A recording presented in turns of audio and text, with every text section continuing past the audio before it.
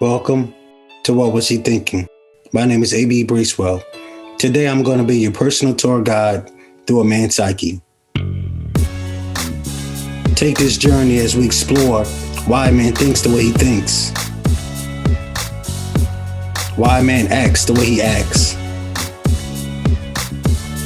and why a man feels the way he feels. No questions off limits, and no topics too hard. By the end of the show, you'll have a better insight and a better understanding of who we are as men.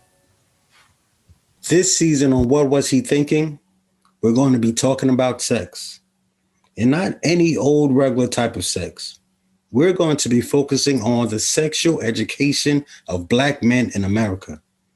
We're going to be looking into the thoughts about sex, our behaviors towards sex, our habits, and the way that Black men learn about sex. We're going to be focusing on how we develop our feelings and our emotions towards sex, and how that impacts the way we approach relationships and deal with love. So I have some good brothers with me that I brought along to help me discuss this topic. The first brother that I have is Isaac Bethay. Isaac is a therapist. He specializes in marriage and family therapy. He's a friend. He's a co-worker. I just been having a pleasure of getting to build a relationship with this young man. The next brother I want to introduce he's one of the top sought after real estate agents in the city of Philadelphia.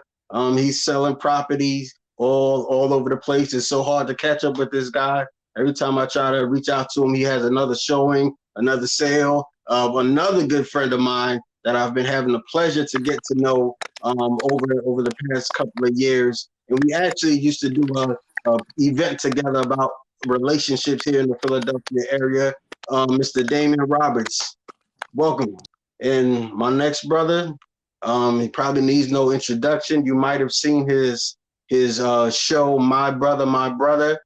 He's the founder, CEO of this great organization that's all about building men up, empowering men, giving them strength and giving them encouragement, and just providing a platform where men can express their thoughts, their feelings, and their emotions in a way that I haven't seen before.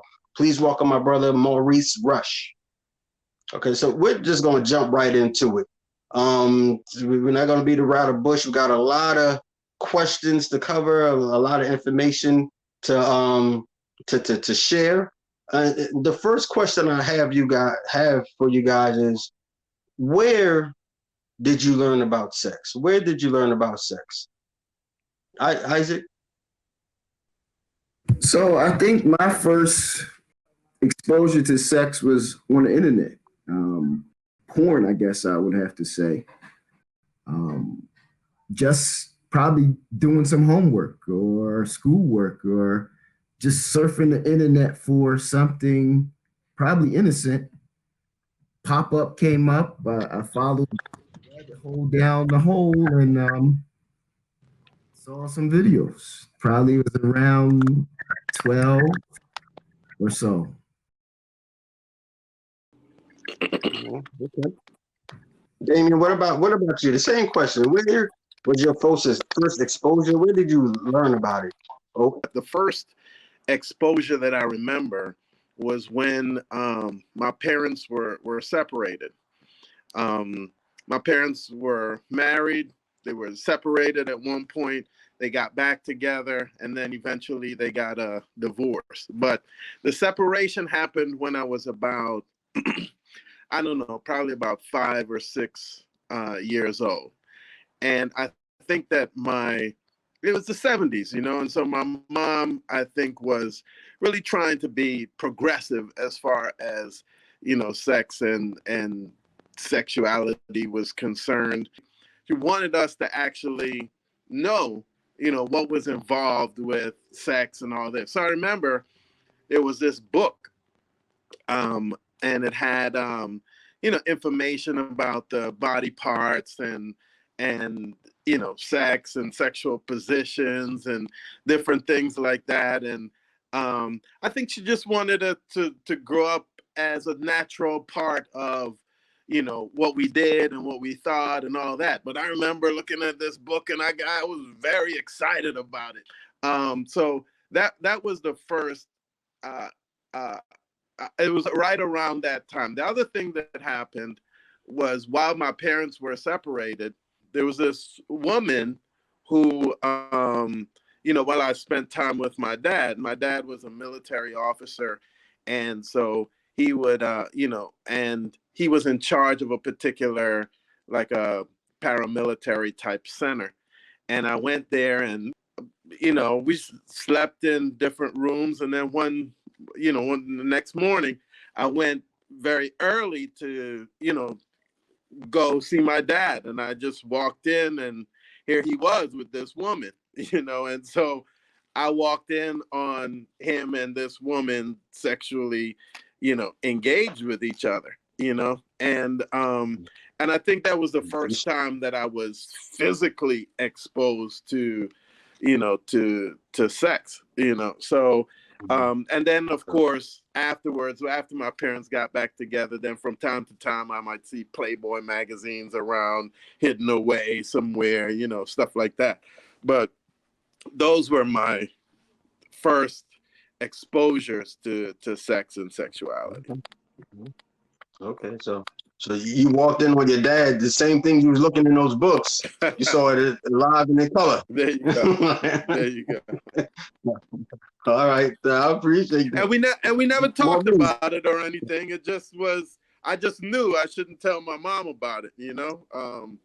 But okay, so what did you do? Did you close the door quietly? Did you stand there and watch? I just walked out, and he never brought it up. I never brought it up, but somehow I knew that. Oh, so he saw you. No, he knew I was there. He knew. Okay. All right. All right, Maurice, what about you? Where did you learn about sex? I don't know. I think I'm a little younger than you guys here. I just got the least hair, but I grew up in a rough neighborhood, and I can remember, as long as I can remember, I would see the girls and the guys outside throwing each other in the fire hydrant, and guys trying to like grab their breast, and same thing at like the public pools as a kid growing up.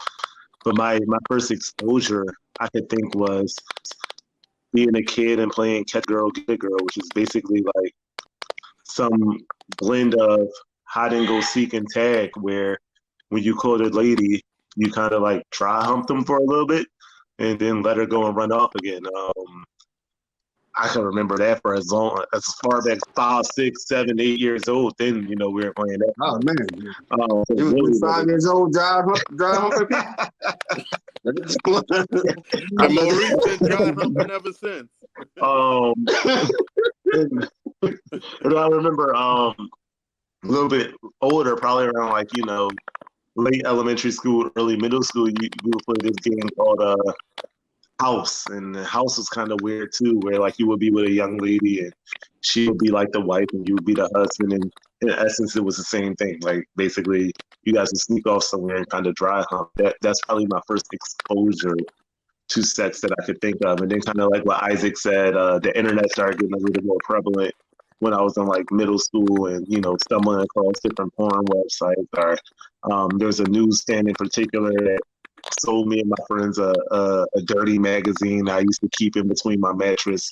But that was a little later. Like my first exposure was definitely just growing up in a neighborhood that I was in, and kind of seeing the elders around the neighborhood do it with the ladies, and us as kids kind of imitating it in our own way. See, all you guys have sort of different experiences on where you learned about sex, the first time you was exposed to it.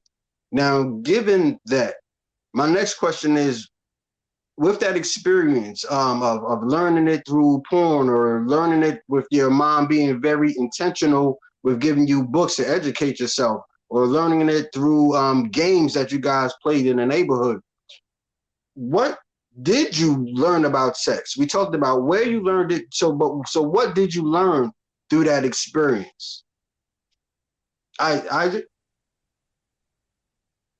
I don't think it was any specific lessons I learned other than it's exciting. It's exciting. It's pleasurable. I think those are the major lessons. I think also if I'm looking at a video, I don't know any of the people. Um, I'm thinking that I'm learning that there's no real uh, relationship connected to it. So it's more or less just casual and fun. I think that those are the primary lessons I would have to say that I learned from Okay, I understand. And what about you, Damien?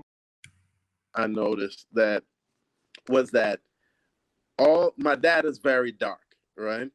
And and um every instance of a woman, my mom is light skinned, and every instance of a woman that he was around or with or whatever, they were all light, or in that one case where I walked in, white, and th- so it sent that message that somehow um lighter skin was somehow more appealing or attractive. You also saw that in the movies. You also saw that in the Playboy books. It was white women, or in the movies, we saw American movies mostly, it was white women, or light skinned women, So that sent another message as well. Oh, thank you. Last thing I'm going to say, and I'm being a little long-winded, but last thing I'm going to say is No, it's okay. the other thing was that my first actual exposure to actual sex was a summer that I was 14 years old. And there I am in these Sunday school classes, and one of the Sunday school teachers was 16. I was 14, and I'm starting to get more exposure to the Bible and all that. And I'm like, I agree with this, I don't agree with that, stuff like that. And then by the few weeks into the vacation Bible school, me and this Sunday school teacher end up hooking up right in the church itself, and that was my loss of virginity in a church Wait, building. you said the Sunday school teacher? She was like a vacation Bible school teacher. She was like 16 years old, right? Okay.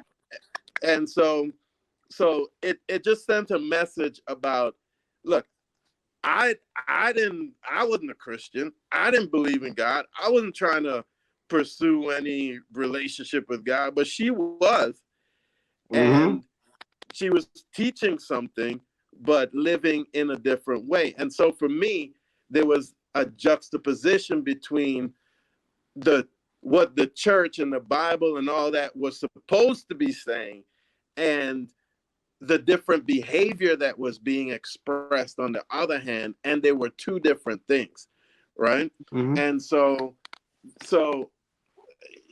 there was the sense of sex being a natural thing, which my mom tried to expose me to, but on the other hand, I was starting to get the sense that sex was somehow also a taboo thing, right? And it wasn't something that you could or should fully follow your instincts on, right? Like my dad shouldn't have fully followed his instincts as it relates to sex. And in the church, you shouldn't follow fully. I mean, like, it was a little confusing of a message, So, Got you. Thanks. Yeah, it's Vacation Bible School. Yeah, I remember Vacation Bible School. We went on a vacation. Maurice, I want you to answer that question, but I also want you to follow up with this question. An answer to this question. After you talk about what you learned, also go into what type of peer pressure, if there were peer pressure to have sex, what was the peer pressure? How did you feel it? How did it come across? Yeah, and for me, I think what I was taught about sex was if you weren't having it, you were a nerd or a loser or uncool or something like that. Again, for as long as I can remember, I can remember older guys walking up to me and saying things like, "Young boy, what color is a vagina?" And if you got it wrong, them laughing and pointing and teasing you and things like that. I can remember as I got older, um, every time you would talk to a girl, they'd be like, "Oh, you hitting that? You hitting that?" This is me in middle school. I wasn't even interested in sex in middle school. You hitting that? You hitting that? And me being like, "You a virgin, huh? You don't get none, young boy," or things like that. So I think I was very much taught that if you're not engaging in sexual intercourse, you're not cool, and if you are engaging in sexual intercourse, you are cool. And to kind of bring that into the next question, that was the pressure for me and growing up was like I need to have sex and I need to have a lot of it in order to be identified as someone that's cool, to be able to fit in with the quote unquote cool or popular crowd, and things on that nature. And I'm not like Damon. I wasn't in no Sunday school playing hooky from Sunday. It was vacation Bible school, man. Get it right. It was the summertime. I wasn't doing that or anything, but I my first relationship I got into, my first girlfriend I was 14. I didn't have sex with her. With my next girlfriend when I was 15, within like 3 weeks, she and I was having sex, and every opportunity I got, I slept with her. And, I wasn't dealing with a bunch of women back then. I did believe at that time in my life that sex had to be done in the confines of a relationship. I didn't really think that women enjoyed sex at that time in my life because all I knew was men need to have sex to be cool. I didn't learn that probably until I got to college, honestly, that, women enjoy having sex as well. But I think the pressure for me was have sex or be identified as a loser. That was a huge, huge, huge thing. So I associated sex with sex in like status. You have the more sex you have, the better status that you have. So when I started having sex, it was like, yeah, I've been hitting that for a long time now. I get to brag about this now. And I'm in that in crowd, Now I'm that guy pointing at younger people, talking about how they aren't getting none and things like that. So that was my personal exposure. Isaac, what about you? When it comes to like peer pressure and in sex, what was your experience? And if there was experience, can you describe it? Whether it was blatant or more hidden? So my experience is probably unique in this group, being that I never went to school until ninth grade. I was homeschooled through eighth grade. So my exposure to peers was limited besides sports. I played sports probably since I was 6 or 7. But as far as spending a lot of time with peers, just hanging out with them and no one else, or without adult supervision, was very limited. The other thing was from the time I could read, which was around 3 or 4, my parents taught me to be my own person and not follow the crowd. So peer pressure I'm also the oldest of 9. My parents have been married 41 years, have 9 children together. And so I have 6 younger brothers. We always more or less had our own social circle in the house where we didn't need that outside peers to have activities or have someone to play with. Now, as far as the peer pressure, yeah, it was the same as what Maurice was saying. People joking about, oh, you're not getting none, et cetera, et cetera. The other factor that impacted my life was I was a star athlete in pretty much whatever sport I was playing, baseball, football. So even in high school, when I'm getting these jokes, I'm the star athlete as well as the highest achieving academically. So while they would have these jokes, they kind of left me alone because they knew that I would take it out on them in football, run them over, tackle them. So yeah, they would make these jokes, but generally they kind of say, okay, Isaac, yeah, we understand he's not getting none, but he's all right. So the peer pressure kind of was intentionally directed at other people, even if it was some of the same things that I was not doing. And so I was able to more or less move in and out of every circle where I didn't have a specific social circle that I rolled with. And so, you know, let's say the my parents had also made it clear to me that in our household, we weren't having any boyfriends or girlfriends until we were 18. So I knew that was out.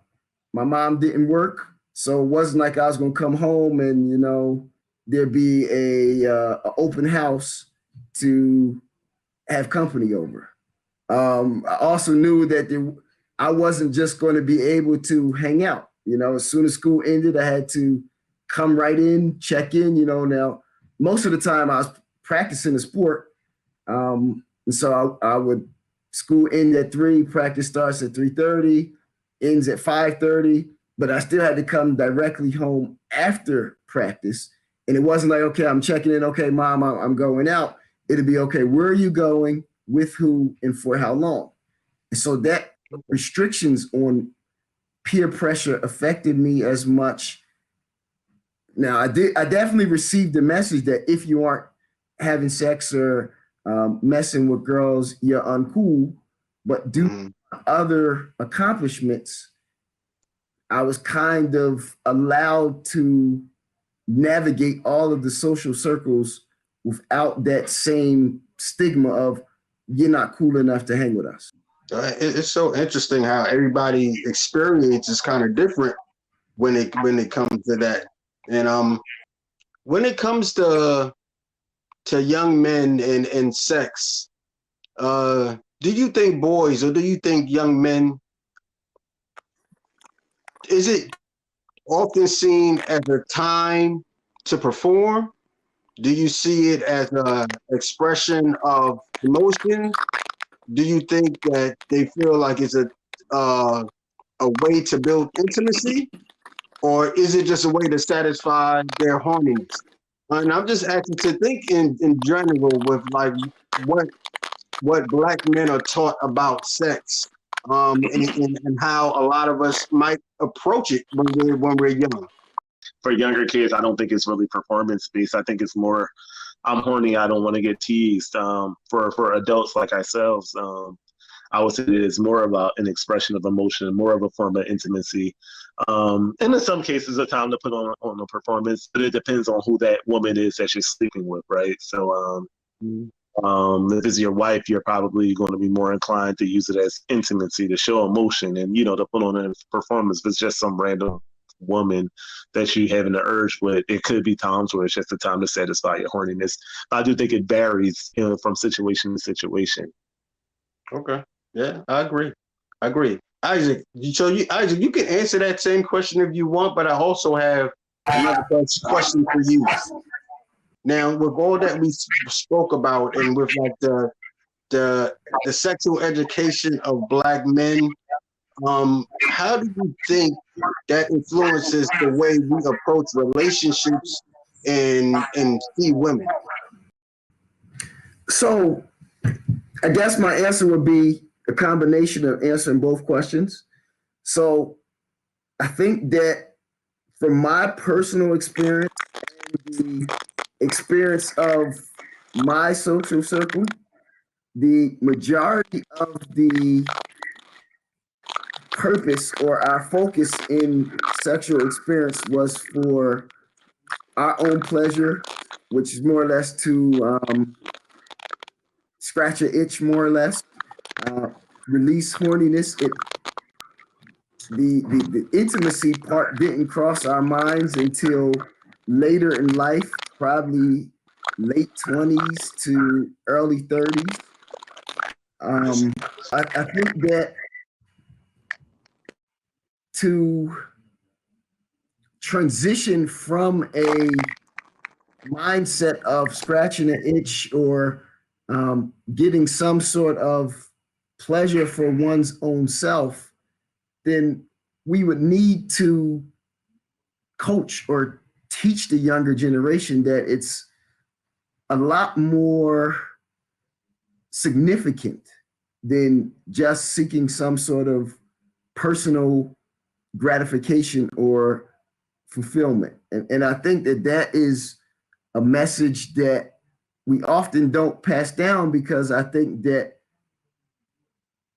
there's a lot of taboo connected around sex that we don't really know how to address. How do we say this is healthy, this is right, but it should be done in this context, when the majority of us are not in that context? So if we're saying that it needs to be done in a monogamous relationship or within a marriage, if the majority of us are not in a marriage or not even in a monogamous relationship, then we're saying that the majority of us are not eligible. Well, I don't think that most of us are going to want to say that we should be disqualified. And so then we have to requalify who is eligible and who is not, which then leads to a focus on pleasure and fun more so than on a intimate connection. So to this day, I'm 38. Me and my dad have never had any conversation regarding sex or sex in relationships. It just hasn't happened. And like I mentioned, my parents had been married 40 something years. So, I'm around him all the time, but it's not a conversation that comes up. And I don't think it really became discussed as a level of intimacy until with my friends and peers until we were in our 30s. So prior to that, it was just something to do, more almost like, I know this is sad to say, but almost like playing a sport. So, hey, you gonna go play ball tonight? You gonna go see so-and-so tonight? She coming over tomorrow. And so I think that we need to have these conversations with younger men or younger guys, probably around 10, 11, about what are the ramifications to sexual relationships. I think that there is pain involved for males as well as females when we are treating it as a casual engagement rather than a intimate one. My other thought is, can a 12, 13, maybe even up to 17 or 18-year-old male even have a intimate relationship? Not to say that they can't, but if that's not the focus, then you're heading in the wrong direction. And so I think we need to inform the younger generation of the comprehensive nature of relationships and the aspect that sex plays in those relationships, rather than thinking that we can separate it into various compartments: a sexual relationship, friendship, and I think that that's what we need to do a better job of as males. Come back for part 2 of the discussion, the sexual education of Black men, where the ladies come in and put the men on a hot seat